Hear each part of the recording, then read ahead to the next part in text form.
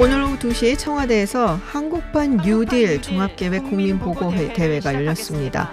5년 동안 160조를 투입하고 일자리 190만 개를 창출하겠다는 비전을 내놨는데요. 청와대에서 국력 결집 프로젝트라고 할 만큼 문 대통령이 남은 임기 동안 가장 큰 프로젝트가 될 것으로 보입니다.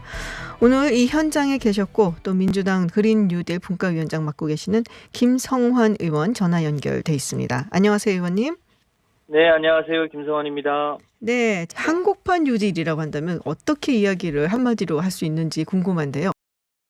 세계적으로는 이제 4차 산업혁명 그리고 이제 기후위기 대응이 가장 중요한 두 분야인데요. 디지털, 기후위기 대응에 필요한 그린, 이 두 가지 축을 바탕으로 해서 일종의 사회 대전환, 패러다임의 대전환을 본격적으로 시동을 건다는 그런 취지가 담겨 있다고 하겠습니다. 네, 한 3가지 정도 키워드가 떠오르더라고요. 스마트, 예. 그린, 그리고 데이터. 네. 네, 그 정도 생각이 났었는데 그냥 하나하나 저희가 좀 여쭤보도록 할게요. 이게 사실은 뭐 정부만 하는 게 아니라 뭐 경제계, 노동계 전부 다 함께 해야지 시너지가 일어날 수 있지 않을까 싶어요. 어느 국가나 사실 4차 산업혁명 때문에 대비를 하다 보면은 이 노동자들의 일자리 문제가 나오기 마련이지 않습니까? 스마트화하고 자동화하는 가운데 있어서의 이 노동자들의 일자리, 이 보장은 어떤 식으로 보전을 해줄 것인지 계획이 있나요? 과거에요. 네.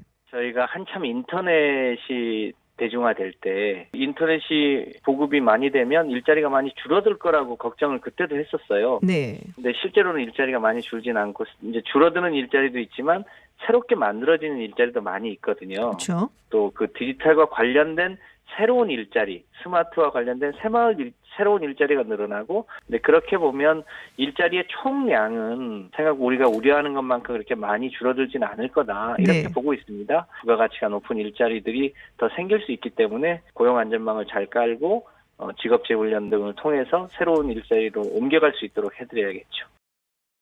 자, 그리고 특히 정의선 현대자동차 그룹 수석 부회장 그리고 한성숙 네이버 대표도 참여를 했습니다. 자, 어떤 메시지를 던졌는지 궁금한데요. 현대 기아자동차가 전기차와 수소차를 대폭 확대하겠다. 특히 네. 전기차 같은 경우는 5년 뒤에 세계 시장의 10%를 차지해서 세계 1위의 전기자동차 회사가 되겠다고 했는데요. 아무래도 우리가 자동차 관련 산업에 종사하시는 분들이 많잖아요. 네이버 같은 경우는 이제 데이터 센터와 연결된 이제 로봇도 보여주고 데이터와 관련되어 있는 우리 소상공인들의 일종의 새로운 디지털과 연결된 먹고 사는 과정에 대해서도 쭉 얘기를 하셨잖아요. 그러니까 그 디지털과 그린이 기업의 일이기도 하고 우리 정부의 주요한 과제이기도 하다고 하는 것을 상징적으로 그 두 분이 보여주셨다고 하겠습니다. 그렇군요. 이제 말씀하신 것처럼 기업이 좀 참여하고 시너지가 일어나야 되지 않겠습니까? 그러려면은 좀 더 이렇게 규제를 풀고 좀 파격적으로 지원을 해야 된다, 뭐 이런 목소리도 있는 것 같아요.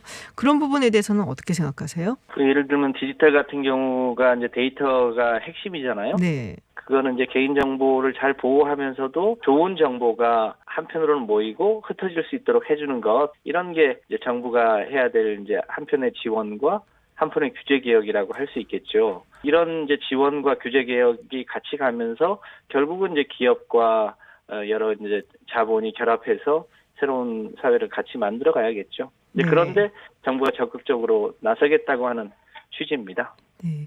우리 의원님께서는 이제 그린 뉴딜 분과장 맡고 계시잖아요. 네. 네.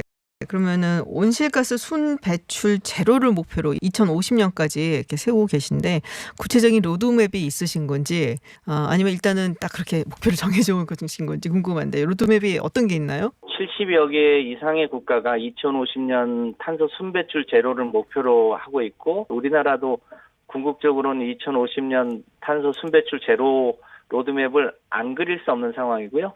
그게 이제 30년짜리 장기 로드맵이잖아요. 네. 그렇게 되면 2040년, 2030년, 2025년 이 각각의 시기에 맞게 재생에너지의 비중이랄지 다른 이제 건축물에서의 에너지 제로 주택의 비중이랄지 전기 자동차 등의 비중이랄지 이런 걸 다 정밀하게 계산하고 또 그것에 맞는 산업의 육성과 전환 종합적으로 아주 세밀하게 계획을 세우고 미리 준비할 것들은 해나가고 그래야 된다고 보여집니다. 따라서 이제 문재인 정부가 지금 2년 남았잖아요. 네. 지금은 마중물을 붓는 그런 단계라고 봐주시고 다음 정부 또 그 다음 정부까지 아마 계속 이름은 조금씩 바뀌겠지만 장기 프로젝트다 이렇게 보셔야 될 것 같습니다. 예.